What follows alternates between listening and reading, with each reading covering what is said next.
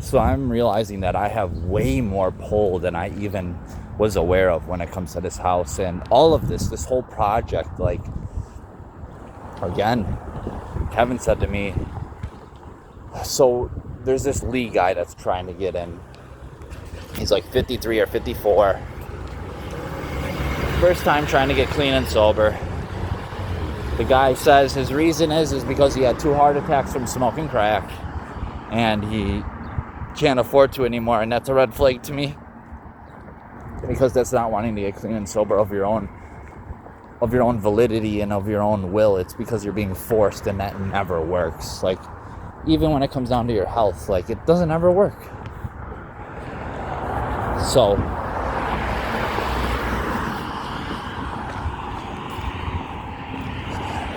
I don't know, I feel weird about the guy. And then so Kevin came back from his fishing trip, and he's like, y'all need to hit the group chat and let Michael know. And he's like, especially you, Andrew, because you're the one that has the most sway and pull in the sober living houses, because you work for them. You do all the work for Michael. I mean, you're basically his go-to guy. So I'm like, yeah.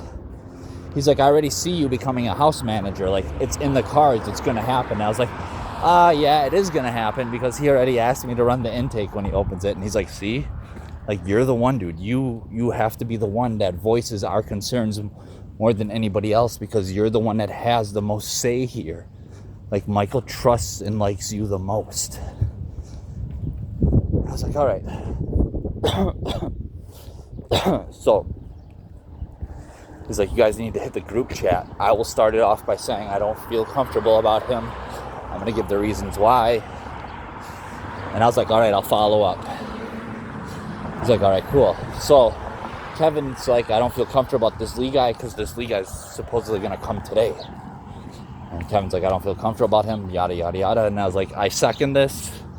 And I'm not doing this because other people are saying it. I'm doing it because I have a bad feeling about it too. Like I said, so here's my 2 cents. I'm very cautionary on this guy.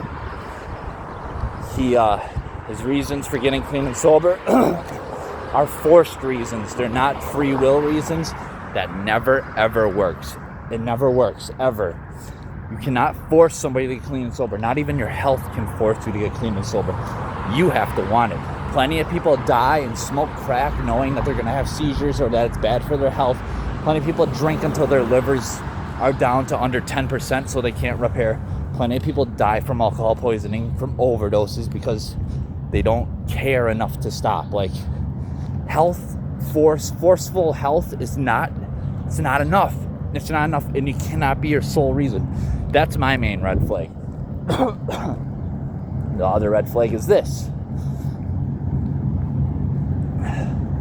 When he was asked what his plan of action for sobriety is, like, what's he's going to do once he moves in, what are you going to do, like, what do you plan? His response was, what do you mean, what am I going to do? And then the other person, I forgot which one, I think it might have been Kevin or Gary, was like, well, are you going to, like, get a job? Are you going to go to groups? What's your plan?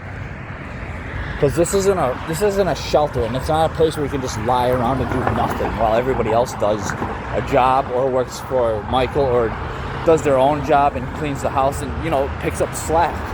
Like, we're a team here. We work together and separately. It's not a place where you just freeload. It's not what this is. And and he was like, well, I don't know, I guess I'll apply for a couple jobs here and there. I'll go to a couple groups here and there. And that too, that made me even more cautious. Like, that's really dismissive. That's not a plan. It's too general. That's an answer that you're just giving to satisfy a question.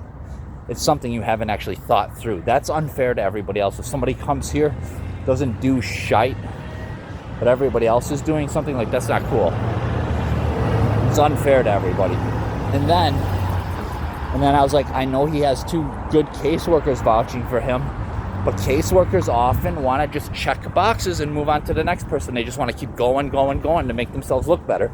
It's common too. It's not a lie. Like, they do that. These caseworkers, these counselors, like, Some of them are not so great. Some of them just want to check boxes and run through people to make it look like they're doing better than they really are. Oh, I got this person here. I dumped them off here. I'm done with them. Like, yay, I've done a good thing. Like, that's how it often is. They don't actually... And I've had a million caseworkers too at Rogers, because every time you go to Rogers, you get a caseworker that helps you with your aftercare and your current care while you're there. Helps you build a plan and everything. His caseworkers were doing all the phone calls to the places to find a place for him to go. Did all the calls. He didn't start actually calling any of us to talk to us until he found out that it doesn't look good and that he should be the one doing it. When that happened,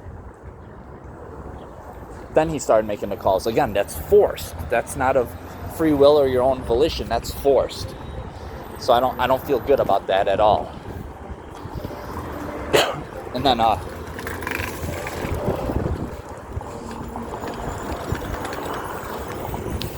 so I dropped my text. And then Tim was like, this is why I'm starting to realize I have way more sway and pull than I realized. Tim's like, and Tim's the one whose egg I ate on accident and vouched for me to not get a violation because I'm such a valuable tenant. And Michael told me like 5 days ago when he brought it up, he's like, did I tell you what Tim said? And I was like, well, he's like, did I show you? And I was like, no, you told me. And he's like, dude, no, he said way more than what I told you. Like, he really, really vouched for you. These guys really like you, dude. And so Tim's like, I second everything Andrew says in this. Like, I'm totally with him. And I also would like to add, so this Lee guy is also illiterate. He cannot read and he cannot write. This is a 53-year-old guy that can't read or write. I'm not a babysitter. Babysitting and counseling and looking after people in the house and helping with the community are two very different things. We are not babysitters. This is not a caregiving place. So Tim's like, and his illiteracy makes me feel like we're going to have to help him with things that we're not supposed to even be helping him with, because that's not what this place is for. I don't think a sober living is the proper place for him. And I was like, bam, right on the money. Like, I wanted to bring up the illiteracy thing too. I didn't know how to word it, but you worded it perfectly, Tim. Thank you. I second that as well. Like, I have... there's a lot of power in what I say there. Like, I literally have the power to say yes and no to people, and chances are that whole house is going to follow what I say. All of them. They're all going to mirror what I say. When I put in the group chat yesterday that I applied for UWM and that I plan on going for my substance abuse counselor certificate and becoming a counselor and all that, Tim was the first one that chimed up and was like, yes, that is wonderful news. I think you will make an awesome counselor. Like, he's like, you'll make a great counselor, dude. Yes, do it. And so, like, I'm not letting it go to my head. My ego's not getting inflated. I'm not getting full of myself. I'm just pointing out that I have way more power here than I thought. Like, it's weird. It's weird to go from somebody who had no sway on anybody or anything except their own life, and barely that, to having all this sway now over people's opinions and feelings and ideas on others and certain topics, and like all the advice that I'm getting asked, and like the conversation, like, it's wild. Everybody talks to me and loves me and counts on me for my opinions and takes it seriously. Like, it feels good. Like, it feels good to be wanted and even needed. I've been told that I'm not just wanted, I'm needed. Like, I'm needed. Michael needs me. This is great. It feels great to be wanted and needed, and to be able to help out with the sober living and rehabbing the houses and, screening patients and all that stuff. When Kevin got back, he had to take a drug test. And, either we send the results to Michael through a video or a picture, once we're trusted enough, a picture, or we show two people in the house. And so I was one of the people that verified. Kevin took his drug test, showed me it just had buprenorphine in it, which is a Suboxone. It's weird that it didn't have his benzos in it, because he takes them on a daily. He's weaning down, only taking one a day now instead of more. But, like, it still should have showed up in his system. So that was a little strange, but whatever. Whatever. He had it in the one before that, so, and it's clonazepam, and clonazepam takes a minute to leave your system. It's got a pretty good half-life to it, similar to methadones. It's not a short-acting benzo like Xanax, it's a longer-acting one. You know, clonazepam and alprazolam are two very different benzos that have two very different half-lives. So, like, that was strange. But anyway, so, like, stuff like that, the verification of drug tests, and I'm counted on. I'm valued. I have value to these people. It feels good to know that, like, people trust my opinion and my judgment on these things. Like, this is awesome. Like, I'm humbly excited, humbly proud, not egotistically proud, but I'm proud of myself in a very humble and righteous way, where, like, I feel like I've already come a long way from where I was just a couple months ago. Like Jacob said, you've come a long way from screaming in your car, "Where are you, God? Where are you?" to helping people. Like, it's wild. And he was right. He pointed that out, and I thought about it, and I was like, wow, you're right. So everybody switched to no's on this Lee guy, and, like, Kevin kicked it off, but only because he got home and he's like, yeah, that Lee guy's moving in, and me and Mario were downstairs, and I was like, I'm a firm no on him, and he's like, you need to hit the group chat. Michael listens to you. Voice your opinion. And he's right. I didn't voice it as I was too soft on it at first. Like, when he first got brought up and I first talked to him, I should have just been honest out the gate. See, I'm learning still. I'm still learning how to navigate this. Like, I wanted to be more compassionate than I did truthful. And that's not the right route. If I do that, I will hurt people. I will hurt the people who are already in recovery. I could hurt my own recovery if I do that. I can't jeopardize people like that. I will not do that. I have to understand the balance between truth and compassion. Know when to be harsh and hard, which isn't harsh, it's just truthful. Knowing when to be completely honest and give the truth, and know when to be compassionate and be like, all right, I think I could leave or take this part, you know? So I had a learning experience here where I need to be, when I have these gut feelings about somebody, I need to voice it right away. And I will do that now. Like, I just learned see, this is another teaching experience. This is another lesson that I just learned. This is good. So now I know. Like, when I have original gut feelings and opinions on something, to say them.